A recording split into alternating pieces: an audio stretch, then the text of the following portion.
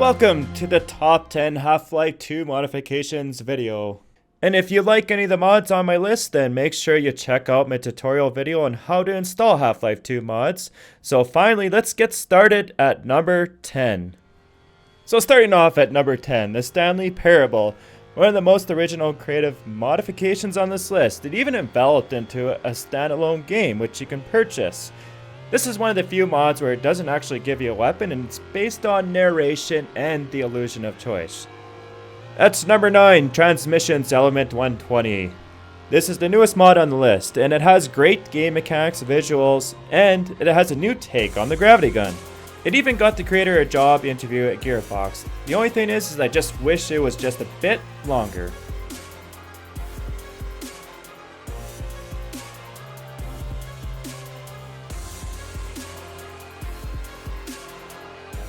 Coming in at number 8, 1187.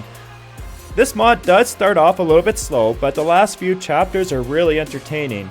And it even brings custom weapons, so this mod easily makes the top 10 list. The story is also retail quality, and I actually enjoyed playing the last 2 bonus levels. Hey, Merry Christmas, man! Have you been a good boy this year? I'm sure you have. That's number 7, Get a Life, and that means quite literally. This mod can be a game itself, featuring new weapons, enemies, a HUD system, and even bullet time. It took me around 5 hours to complete the whole modification, and the game is quite immersive. The only thing I do have to complain about is probably the difficulty, but I also suck at first-person shooters, so maybe that's the problem too.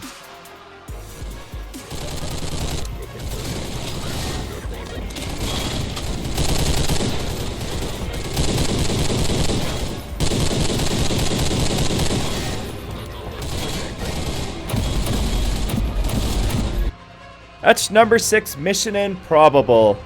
Made for Half-Life 2 Episode 2, we once again take the role of Dr. Freeman and reactivate a listening post. This is like an expansion pack for Half-Life 2, and it features a great campaign, beautiful brushwork, and plenty of custom content.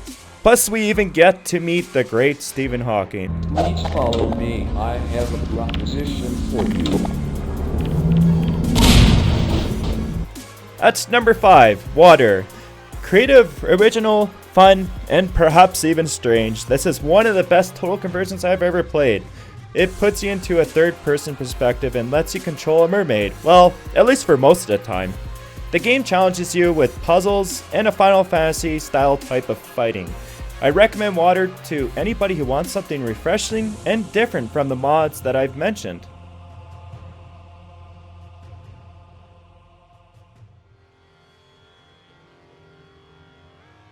That's number 4, Research and Development. One of the main elements that we all love from Half-Life 2 is the ability to solve little puzzles.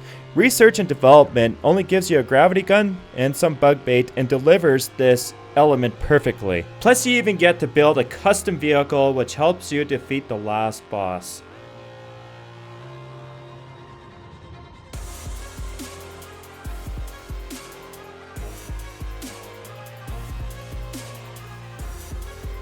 At number 3, Spherical Nightmares. This is another Half-Life 2 Episode 2 mod, and it plays very fluid, just like Half-Life 2, with great map design and ammo layout.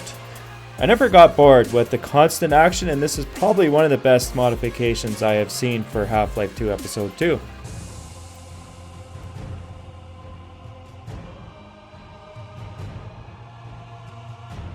That's number 2, The Great Minerva. It's a brilliant single player which starts you off on a remote island and engages you into a huge secret facility. It has a custom soundtrack and Valve quality architecture and a mini story. So this mod is just as good as episodes 1 and 2 for Half-Life 2 and it's a must play.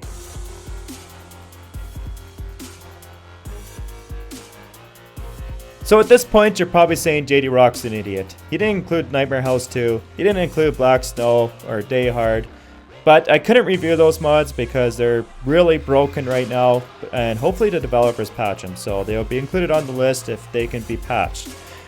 Another mod that is worth noting is Operation Black Mesa, and it's a Half-Life 1 Opposing Force remake. It's been in development for quite a few years, so let's just keep our fingers crossed and pray for this damn mod to come out because it's surely gonna kick some ass when it does. At number 1, Black Mesa.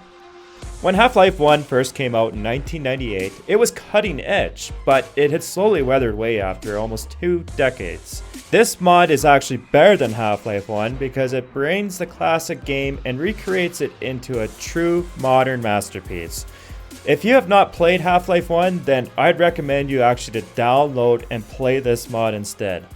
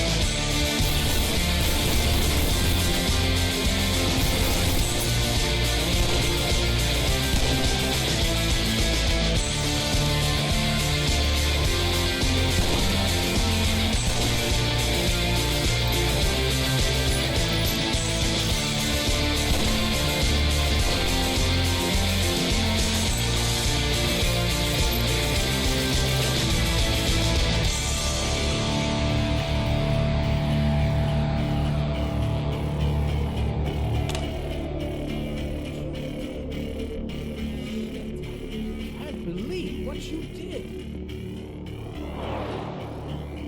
My God, it's hell out there. The facility